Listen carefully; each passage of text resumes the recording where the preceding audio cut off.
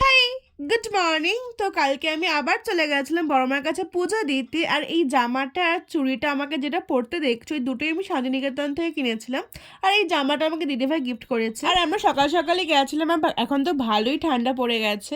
তারপর রানাঘাটে গিয়ে শ্রেয়ার সাথে আমরা মিট করে নিলাম। আর রাজশ্রী একটুও সাজে না, ওই জন্য ওকে আমি একটু লিপস্টিক পরিয়ে দিচ্ছিলাম। আমাদের এই তিনজনের প্ল্যানটা বহু দিন ধরে, মানে আমার রাজশ্রী তো প্রায় 1.5 বছর ধরে প্ল্যান হচ্ছে যাবো যাবো, বাট হয়ে উঠছিল না। তো ফাইনালি কালকে আমরা তিনজন মিলে গেছিলাম। আর গিয়ে মোটামুটি ভিড় ছিল, মানে খুব ভিড় ছিল না, ফাঁকাই ছিল।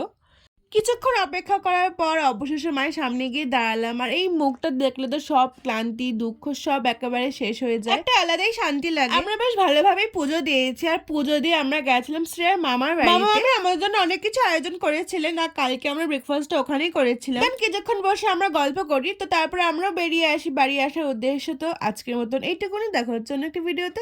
বাই।